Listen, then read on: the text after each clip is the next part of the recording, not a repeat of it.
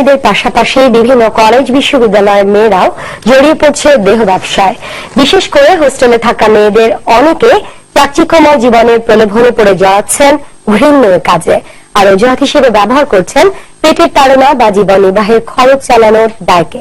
এসব মেয়েদের বেশিরভাগের খদ্দের প্রতিষ্ঠিত ব্যবসায়ী বা উচ্চপদস্থ সরকারি বেসরকারি কর্মকর্তা। রাজধানী ঢাকার অন্ধকারে নানা দিক নিয়ে আরাফাতুর রহমানের বিশেষ প্রতিবেদনের চতুর্থ পর্ব আজ। ক্যামেরায় ছিলেন মশিউর রহমান।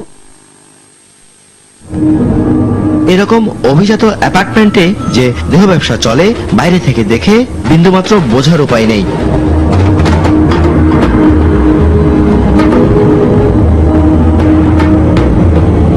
অভিযোগ আছে, উত্তরার এই বাড়িতে কলেজ পড়ুয়া মেয়েরা নিয়মিত আসেন, যাদের খদ্দের প্রতিষ্ঠিত ব্যবসায়ী, উচ্চপদস্থ সরকারি বেসরকারি কর্মকর্তা কিংবা বকে যাওয়া ধনীর দুলালরা। টেলিভিশন ক্যামেরার কথা শুনে হঠাৎ শুরু হয় দিক বিদিক ছোটাছুটি।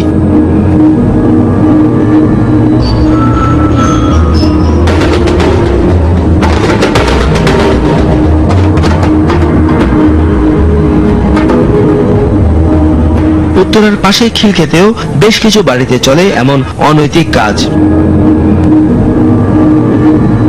রাজধানীর ঐতিহ্যবাহী কলেজের এক শ্রেণীর মেয়েদের আনাগোনা আছে এ বাসায়। এদের কেউ বিলাসী জীবন, কেউ বা পেটের তাড়নায়, কেউ আবার কেবল জীবন উপভোগের নামে জড়িয়ে পড়ছেন অনৈতিক কাজে।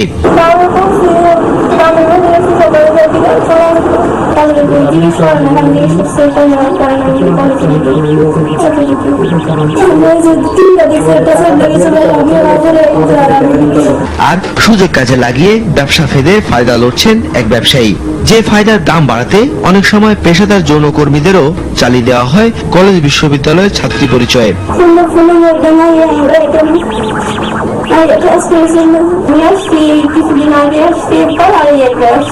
আশ্চর্যের বিষয় হচ্ছে, সব জেনেও উচ্চবাচ্য নেই বাড়িওয়ালার। আমাদের দ্বারা থাকতে হবে তাহলে যে নিচে যে কে ঢুকতেছে কে বাইরে ঢুকতেছে। এখন প্রাক বাসায় এখন অনেকে থাকতেই পারে। এখন আপনি যদি একজনকে বলেন যে ভাই আপনাদের বাসায় 2 জন থেকে 5 জন গেল, আমার গেস্ট আসতেই পারে, আমি এখানে ভাড়া দিয়ে থাকি। অভিযোগ আছে, সব জেনেও না জানার ভান করছে পুলিশ। গ্রাম ও মফস্বল থেকে আসা মেয়েদের এমন অনৈতিক কাজে বাধ্য করা হচ্ছে জানিয়ে এই মানবাধিকার কর্মী বললেন, এইসব কারণে সমাজ ও পরিবারে অশান্তি নেমে আসছে। তাদেরকে এমনভাবে প্রলোভিত করা হয় যে তারা বুঝতেও পারে না। যেমন ধরেন, তারা যখন মফস্বল থেকে নতুন আসে, তখন তার সিনিয়র লেভেলে যারা দালাল আছে মহিলা, তখন তারা তাদেরকে এমনভাবে মিশে যায় ওদের, তখন স্বাভাবিকভাবে মনে করে আমার সিনিয়র আপা আমাকে খুব ভালোবাসে। এই যে ট্র্যাপের মধ্যে পড়ার পর তাদের ছবি তোলা হয়, তাদের সমস্ত কিছু রাখা হয়। একটা সময় যখন তারা বুঝতে পারে এবং তারা সরে আসতে চায়, তখন তাদেরকে ফোর্স করে যে তুমি যদি এখন না যাও তাহলে তোমার ছবিগুলো আছে তোমাদের বাড়িতে পাঠানো হবে। আরাফাতুর রহমান, RTV, ঢাকা। পুঁজিবাজারে স্বয়ংক্রিয় লেনদেন যন্ত্র চালু করল ঢাকা স্টক এক্সচেঞ্জ বিএসসি। নিয়ন্ত্রক সংস্থা BSCC chairman doctor Khairul Hossain জানিয়েছেন, এতে লেনদেনের সক্ষমতা বাড়বে, নিশ্চিত হবে স্বচ্ছতা। সকালে রাজধানীর একটি হোটেলে লেনদেন যন্ত্র উদ্বোধন অনুষ্ঠানে এসব কথা জানান তিনি। অনুষ্ঠানে অর্থ পরিকল্পনা প্রতিমন্ত্রী বলেন, বিনিয়োগকারীদের স্বার্থে সরকারের সহায়তা অব্যাহত থাকবে। বিস্তারিত ইকরাম হোসেনের রিপোর্টে। ঢাকা স্টক এক্সচেঞ্জে চালু হওয়া নতুন লেনদেন যন্ত্রটি কাজ করবে দুভাগে। তার একটি হলো চূড়ান্ত লেনদেনের সমন্বয় করা, আর অন্যটি হলো বিনিয়োগকারীদের শেয়ার বেচা কেনার আদেশ, শেয়ার ও প্রয়োজনীয় অর্থ সংক্রান্ত তথ্য যাচাই বাছাইয়ে flex trade. Enacting and amending laws, rules and regulations. 3. Ensuring good governance. 4. Adopting appropriate technology. অর্থ প্রতিমন্ত্রী জানিয়েছেন, নতুন প্রযুক্তির মাধ্যমে পুঁজিবাজারের কাজ সহজ হবে। আমাদের এবং অন্যান্য দেশ থেকে যারা বিনিয়োগ করতে আসবেন তাদের জন্য আমরা সমান সুযোগ সুবিধা দিয়ে কাজ করার জন্য যে সকল সংস্কারের প্রয়োজন, সেই সংস্কারগুলো আমরা ক্রমান্বয়ে করে যাচ্ছি। সেই সংস্কারের অন্যতম নিদর্শন আজকের শক্তিশালী বাংলাদেশ সিকিউরিটি এক্সচেঞ্জ কমিশন। এ পর্যন্ত চলা লেনদেন যন্ত্রটির মেয়াদ গেল আগস্টে শেষ হলেও তা এ মাস পর্যন্ত বাড়ানো হয়, আর বাড়ানো এ মেয়াদ শেষ হবার আগেই চালু হলো নতুন যন্ত্র। ইকরাম হোসেন, RTV, ঢাকা। বাংলাদেশ কোস্ট গার্ডের একমাত্র প্রশিক্ষণ কেন্দ্র সিজি বেস অগ্রযাত্রা উদ্বোধন করতে রূপে পটুয়াখালী যাচ্ছেন প্রধানমন্ত্রী শেখ হাসিনা। কোস্ট গার্ড সদস্যদের পেশাগত দক্ষতা বৃদ্ধির লক্ষ্যে 58 কোটি টাকা ব্যয়ে এটি নির্মাণ করা হচ্ছে। এছাড়াও সেখানে অবকাঠামোগত ও শিক্ষা প্রতিষ্ঠান সহ 12টি উন্নয়নমূলক কাজের ভিত্তি বসানোর কথা আছে তার। তৃতীয় মেয়াদে সরকার গঠনের পর প্রধানমন্ত্রী শেখ হাসিনার এটি প্রথম পটুয়াখালী সফর।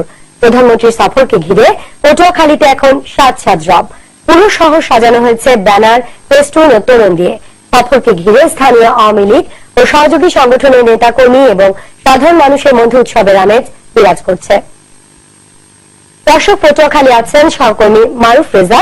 সেখানকার সবশেষ অবস্থা জানাতে আমাদের সঙ্গে ফোনে যোগ দিচ্ছেন তিনি। মারুফ,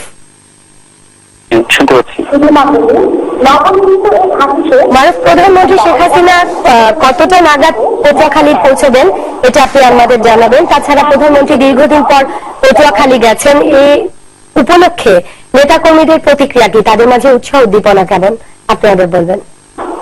শারমিন, এখানে প্রধানমন্ত্রী আর কিছুক্ষণের মধ্যে আসবেন। যদি আপনি জানেন যে প্রধানমন্ত্রী এখানে এখন বাজে প্রায় 2টা, এই 2টার মধ্যে কিন্তু প্রোগ্রাম শেষ হওয়ার কথা ছিল, কিন্তু ঘন কুয়াশার কারণে তার এখানে আসতে একটু দেরি হচ্ছে।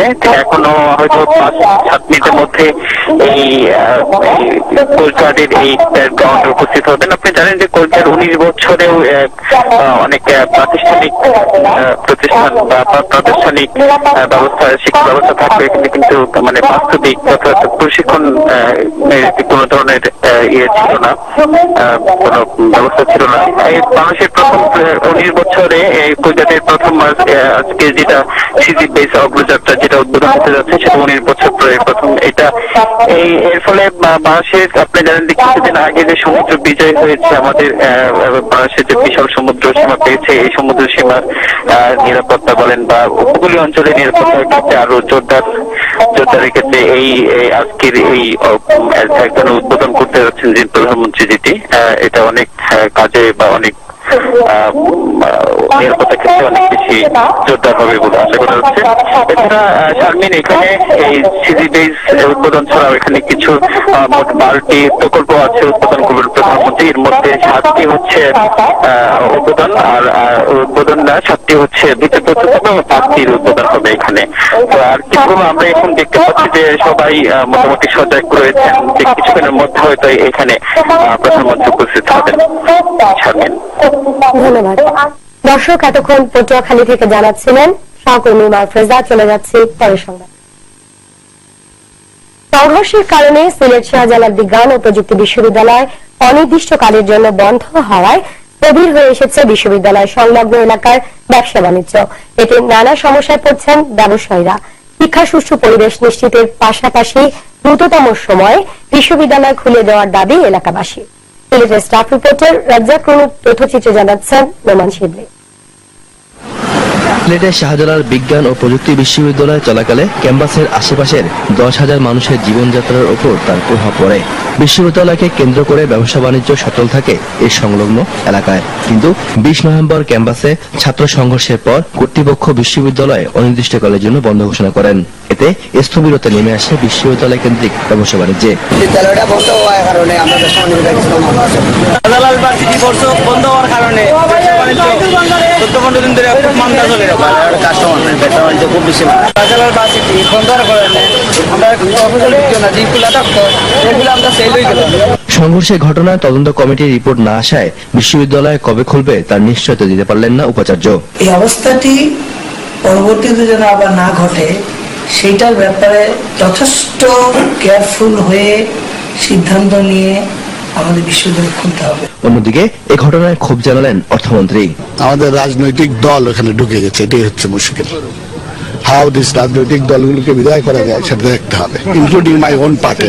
বিশ্ববিদ্যালয়টিতে নিরাপত্তা জোরদার করে তা খুলে দিয়ে সরকার শিক্ষার্থীদের পড়ালেখা ও এলাকাবাসীর ব্যবসা বাণিজ্য সচল রাখতে ব্যবস্থা নেবে এমন প্রত্যাশা সবার। নোমান শিবলি, RTV।